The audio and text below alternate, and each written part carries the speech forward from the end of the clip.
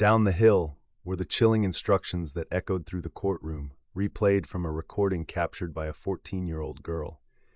These words were the last evidence of a seemingly innocuous afternoon walk in Delphi, Indiana, a walk that ended in tragedy.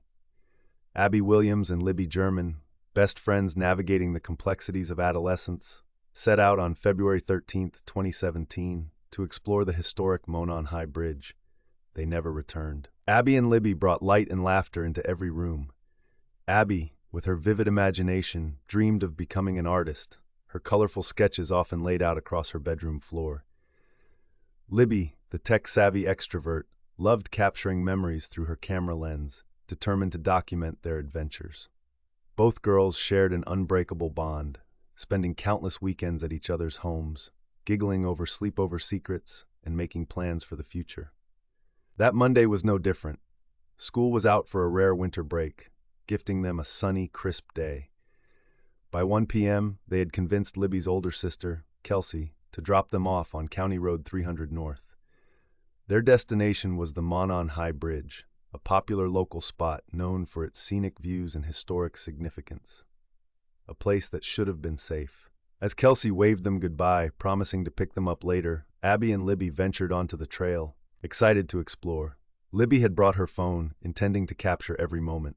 By 2:07 p.m., she uploaded a photo of Abby on the bridge to Snapchat, her bright smile framed by the wooden planks and the sprawling forest below. It was their last known communication. When 3:15 p.m. arrived, Kelsey texted to coordinate their pickup. Silence. More messages followed. Then calls. Panic set in. By 5:30 p.m., family and friends scoured the trails, shouting the girls' names into the encroaching twilight. It was as if Abby and Libby had vanished into thin air. Local law enforcement, alerted to the situation, mobilized a search that extended into the night. Volunteers combed the area with flashlights, the cold air thick with dread. By morning, the team expanded, their efforts focused on the dense woods surrounding the bridge. At 12:15 p.m. on February 14th, the search ended with a discovery that would haunt the community forever. The bodies of Abby Williams and Libby German were found half a mile from the bridge in a secluded area far off the main trail. The scene was grim, eliciting a rush of grief and horror. Police deemed it a double homicide, but details of the crime scene remained tightly guarded. The town of Delphi, known for its tight-knit community and picturesque landscapes, now carried the weight of an unsolved murder.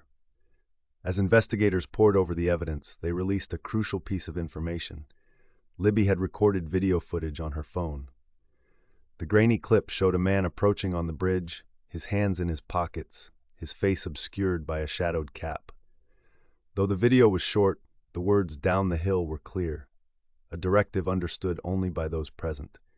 This man, quickly dubbed Bridge Guy, became the primary suspect. Despite the video evidence and sketches released based on witness accounts, the suspect's identity remained elusive.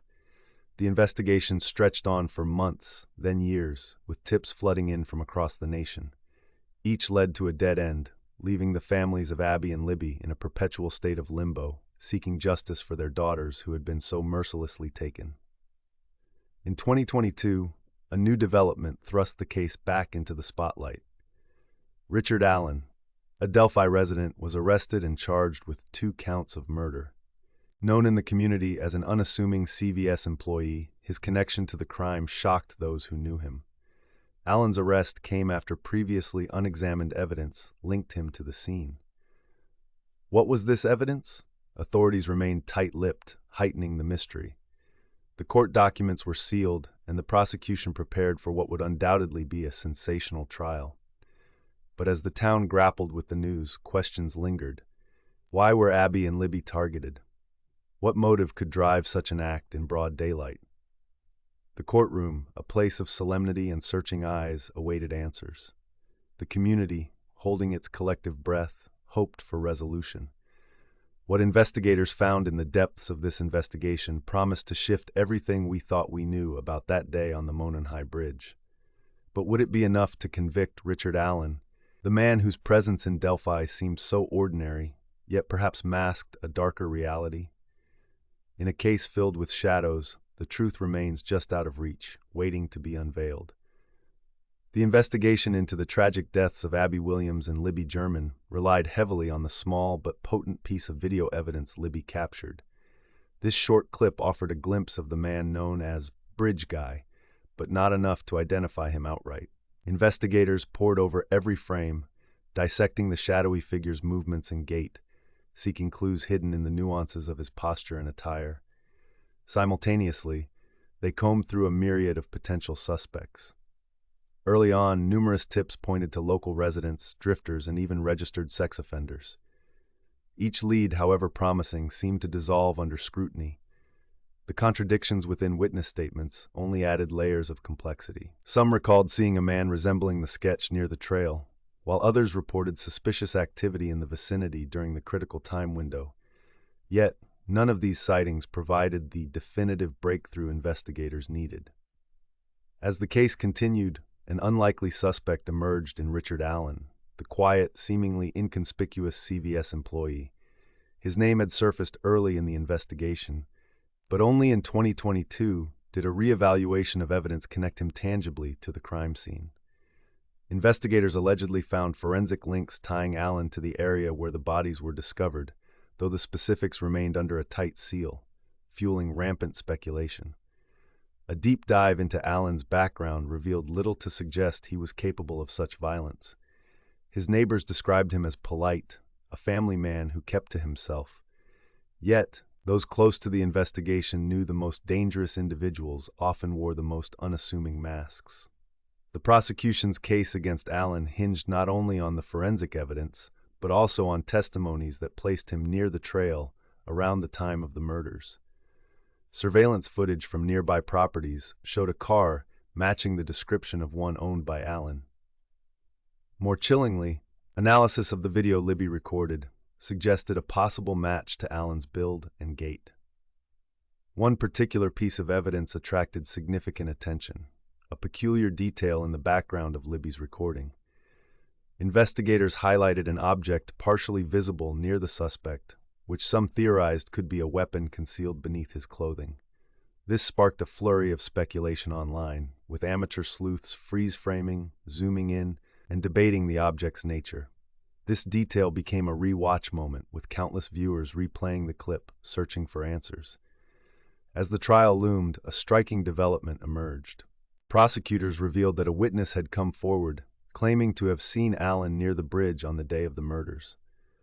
This testimony corroborated the timeline and placed him near the crime scene when the girls vanished. Yet, what truly shocked observers was a revelation from Allen's own past. A chilling confession during a police interview, never before disclosed, that allegedly hinted at a deeper, more sinister involvement. This confession was the linchpin prosecutors needed, suggesting a premeditated act, not a crime of opportunity. This bombshell revelation sent ripples through Delphi. If Allen was indeed the culprit, it raised disturbing questions. How long had he hidden in plain sight? What drove him to commit such an atrocity against two innocent girls? And could there be more to the story, lurking beneath the surface? Today, the case stands at a pivotal juncture. The trial, set to unravel in the coming months, promises to either confirm Allen's guilt or absolve him, leaving investigators to search anew. The families of Abby and Libby, enduring a torturous wait for justice, hope for closure. The residents of Delphi, haunted by the specter of that fateful day, yearn for answers that might restore a semblance of peace. Yet one question lingers, unsettling and unresolved. Was Richard Allen truly the sole architect of this heinous crime? Or does a deeper conspiracy remain buried, waiting to be unearthed?